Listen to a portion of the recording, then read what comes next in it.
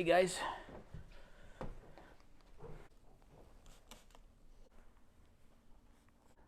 Two days ago, I tried doing the PPF installation. So I've been talking about that for a while, that I want to do a DIY PPF installation where I do these fenders, the hood, the bumper, the headlights, and the doors. And I got as far as doing this front hood. And I haven't really done any updates because I wanted to see how this hood was going to turn out. When I did the hood, I put it down and then I had to take it all off.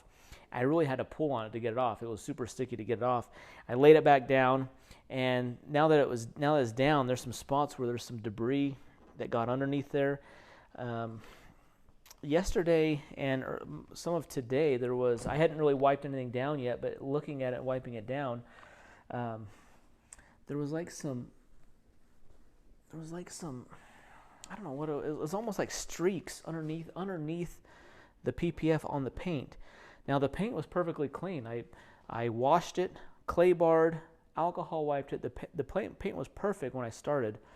And the problem I had with the PPF was that it seemed like the soap solution, the slip solution that I was using, didn't have enough soap in it. So I'd spray the backing and the hood, and it wouldn't move. It would still be sticky. And so I added more soap, and I'm thinking I added too much soap. And so I almost think like there's like soap streaks underneath this, and I don't know if they're going to go away, honestly. So I might end up having to rip this off. So that's kind of the update on the PPF install. I'm gonna leave a few clips of me getting to this point. I'm gonna try to show you here a few spots where it just didn't turn out very good.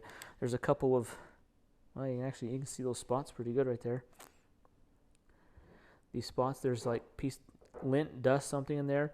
All along the sides, there's a few bubbles. There was a couple creases right here. Let's see if these show up here. There's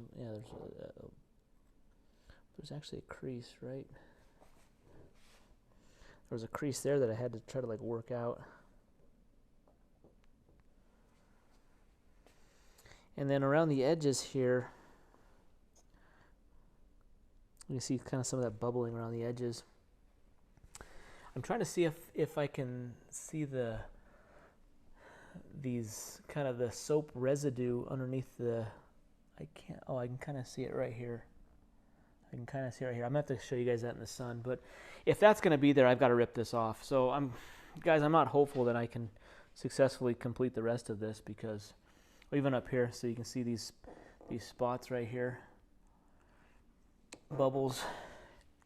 I mean, the good news is that like it's protected, so the hood's protected, and the hood should have been the easiest part of this, but the bumper is going to be the hardest, and that I'm not looking forward to doing. So I want to see how this hood turns out before I proceed with the other ones, to see if I'm on the right track.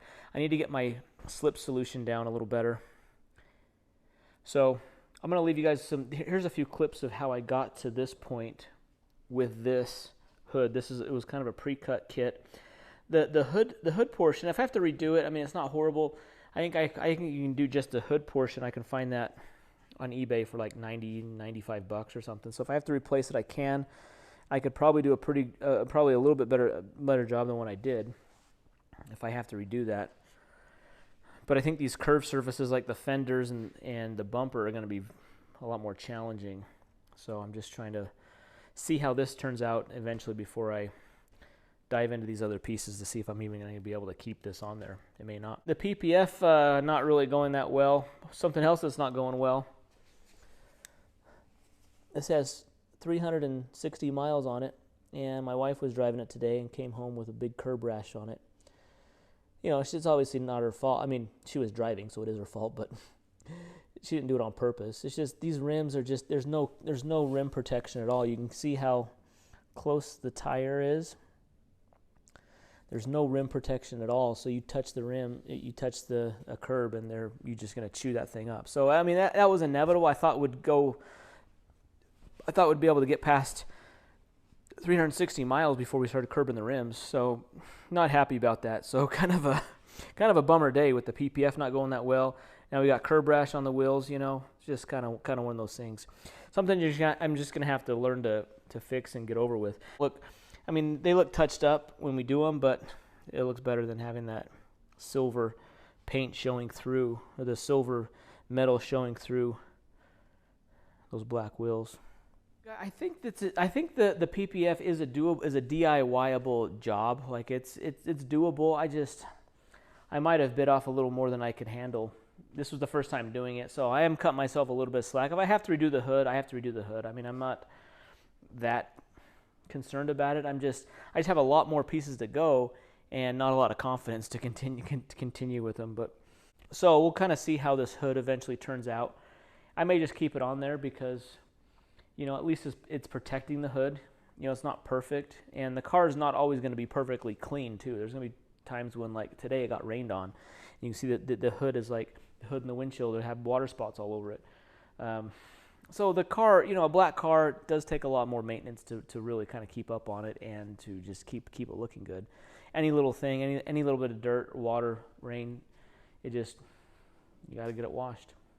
So I do want to have the paint protected on here. I think I might get some quotes at some local companies to see what they would charge. If I bring them the kit, if I bring them the actual PPF kit that I have, how much would they install the labor to do it? I might want to find that out just to see if it's worth ruining more of the kit that I have, or, you know, maybe paying a professional to do it, because you know, it does take some specialized skill and practice to do it, and I've really just done this one hood. And that's also why I haven't done my Chevy Silverado. I bought the kit for that one.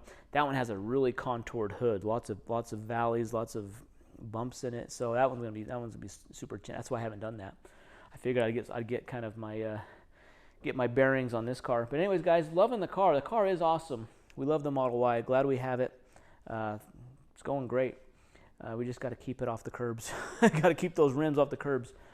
And we'll get this paint protected and we'll be good to go. Anyways, guys, thanks for watching the video. Hit that thumbs up, subscribe, leave your comment down below, and we'll see you in the next video. Thanks.